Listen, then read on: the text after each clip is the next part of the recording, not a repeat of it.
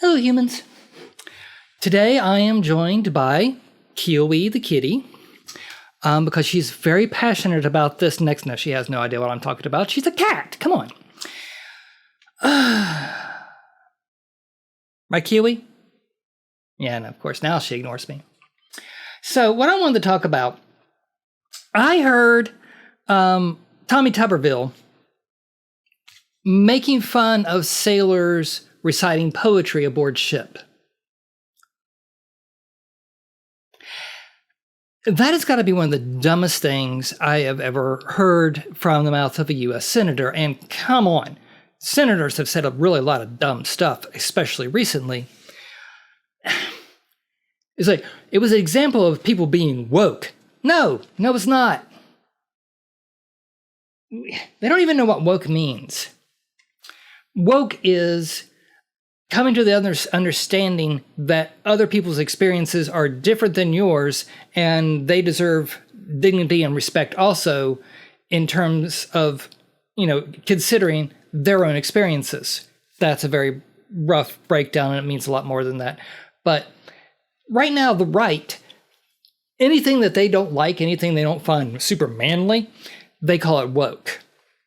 Here's the thing, Tommy, who have not served a single day in the military. I have a longer military service than Tommy Tuberville, and they kicked me out in boot camp because they found symptoms of my HEDS. Of course, they didn't actually diagnose me with HEDS. I had to wait another 30 years before I found out. But come on.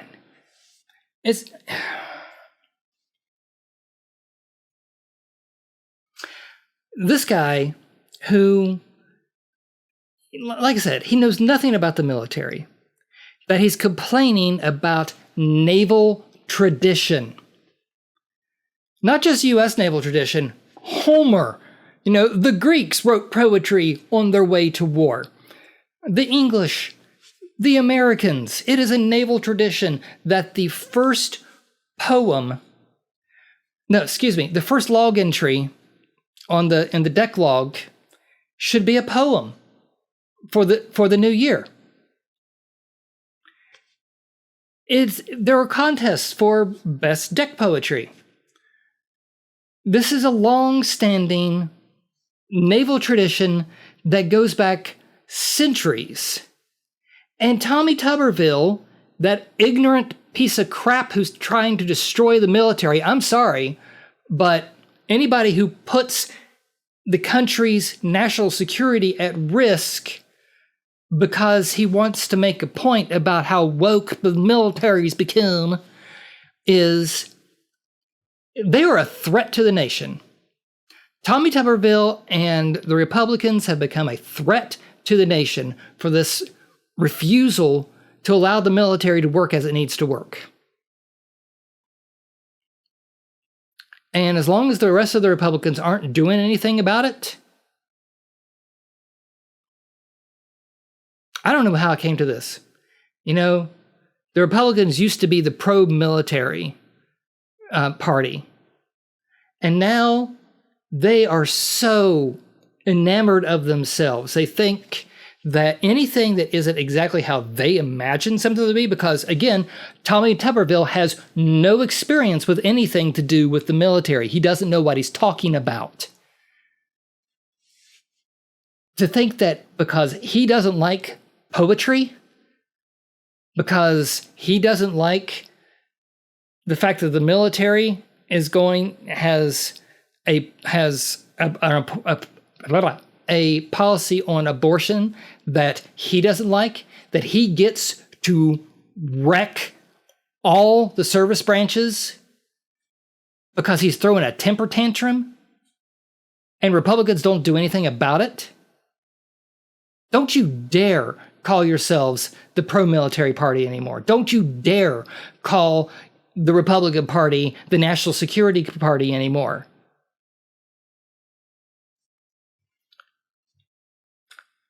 Liberals care about the military also. Liberals care about national security also. We might disagree on priorities, we might disagree on policy, but we do not disagree that holding up promotions so that we do not have people in positions who can legally take certain actions.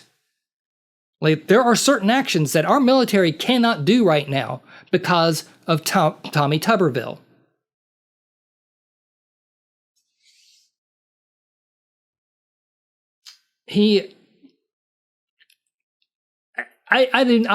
No Republican is allowed to say anything about military readiness. No Republican is allowed to say anything to me about national security or, keeping secrets or anything dealing with Tuberville or Trump or Marjorie Taylor Greene. These people they don't know what they're doing, and they're trying to destroy our military. And I'm kind of tired of it. So, yeah, Tommy Tuberville. Poetry has been part of naval tradition for millennia. And you really need to inform yourself before you make an ass of yourself again. Peace and long life.